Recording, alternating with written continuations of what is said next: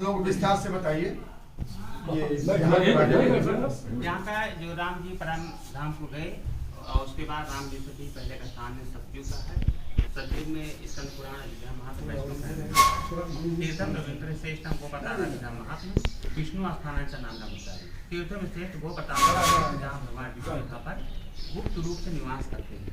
उसके बाद स्कंद पुराण में दिए हैं कि जब देवासुर संग्राम देवताओं राक्षसों में बहुत भयंकर युद्ध हुआ। राक्षस जो है वर पाने के उद्यम से जब सभी देवताओं को उस युद्ध में सभी देवता हार गए। उनका राजपाल स्वरूप सभी राजा रहे।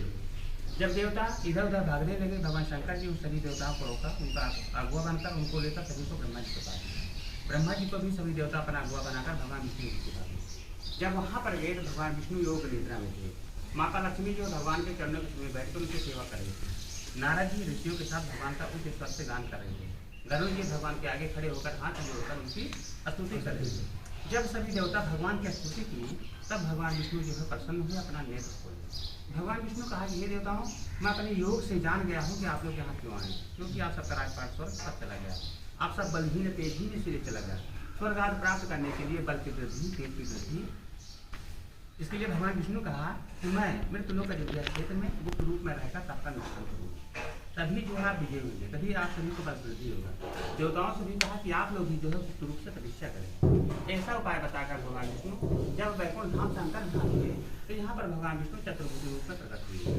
नीचे भगवान विष्णु जो है गुप्त रूप में तप करने लगे। तप करने से पहले भगवान विष्णु के हाथ से सुदर्शन चक्र यहाँ पर गिर गया। जब तप करते हुए बहुत दिन बीता, भगवान के प्रभाव से सभी देवताओं को अपार बल अपार तेज हुआ। पुनः सभी देवता युद्ध किए। उस युद्ध में सभी देवता अपना स्वर्गात सभी देवताओं को प्राप्त हुआ।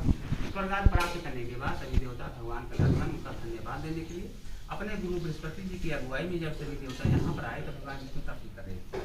उनकी स्तुति की तब भगवान विष्णु जी को प्रसन्न वो प्रकट हुए। सभी देवताओं ने भगवान से कहा कि प्रभु आपके बताए हुए राजपाट स्वर्ग सब प्राप्त हो। भगवान विष्णु प्रसन्न में भगवान विष्णु कहा कि ये देवताओं, आप सब अपनी प्रसन्नता के लिए इस समय तुम्हारी क्या इच्छा है, जो इच्छा मांगो। तो सभी देवताओं ने कहा कि प्रभु हम सबकी इच्छा हम सबकी रक्षा और बल वृद्धि के लिए आप यहाँ पर गुप्त रूप से निवास करें। तब भगवान विष्णु कहा कि तथा। भगवान विष्णु देवताओं से कहा कि हे देवताओं, जिस जगह मेरा सुदर्शन चक्र गिर गया था वह संसार में चक्रहरि जी के नाम से प्रसिद्ध होगा। जो मैं यहाँ गुप्त रूप में तप किया है वह गुप्तहरि जी के नाम से प्रसिद्ध होगा। कोई भी जीव कोई भी प्राणी गुप्तहरि चक्रहरि जी का जो भी पूजा पाठ करेगा उनको मनवांछित हो मिलेगा। ऐसा कहकर निवास करने लगे। सभी देवता गुप्तहरि चक्रहरि पूजा पाठ किए। यहाँ किस माह में इसका महात्मा है कार्तिक माह। कार्तिक में तीर्थों राजा प्रयाग तीर्थों के साथ आते हैं। उसके बाद जो है गुप्तहरि चक्रहरि पूजा पाठ करते हैं। एक माह कार्तिक भर यहाँ वास करते हैं। देवराजेंद्र भी आते हैं देवताओं के साथ, वो भी गुप्तहरि चक्रहरि पूजा पाठ करके एक माह कार्तिक भर वास करते हैं।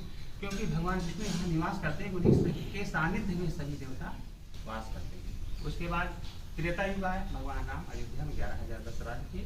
परम धाम को जाना हो तो पहले माता सीता, फिर राम जी लक्ष्मण का परित्याग किए, लक्ष्मण जी चले गए लक्ष्मण घर से।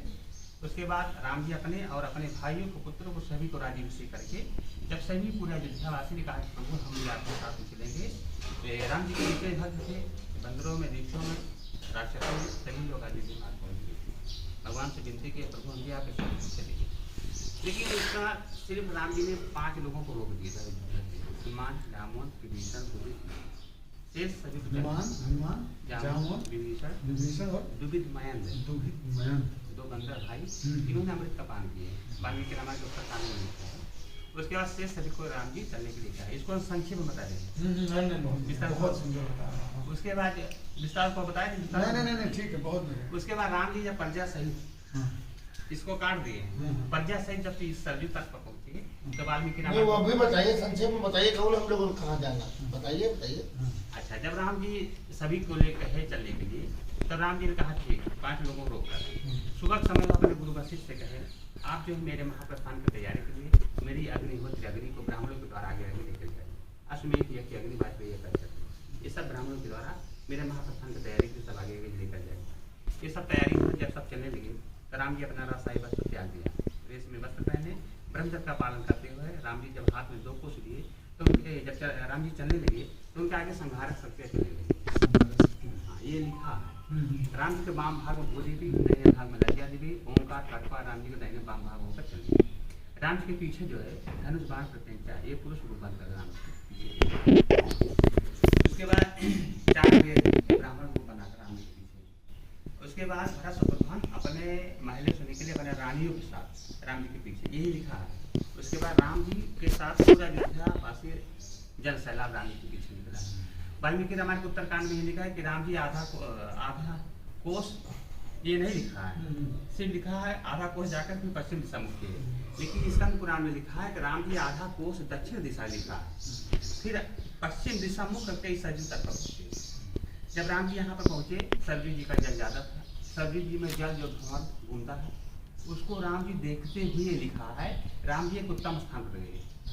उत्तम स्थान उत्तर भाग का कौन है, जहाँ भगवान विष्णु यहाँ निवास करते हैं। जब राम जी यहाँ पर पहुंचे प्रजा सहित, आकाश मंडल में ब्रह्मा जी सभी देवताओं के साथ करोड़ों विमानों के साथ उपस्थित हुए।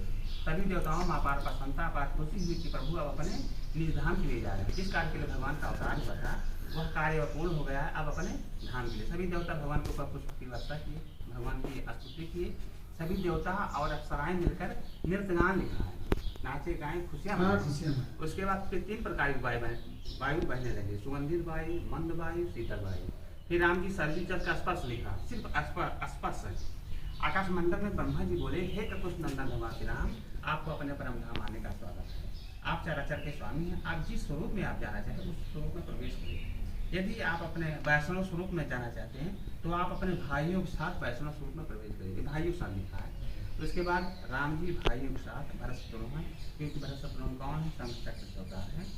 उसके बाद भाई के साथ भरत शत्रुघ्न राम जी के साथ, राम जी भरत शत्रुघ्न के साथ अपने साथ शरीर विष्णु रूप में, शरीर त्याग नहीं, विष्णु अपने मूल रूप में आ गए।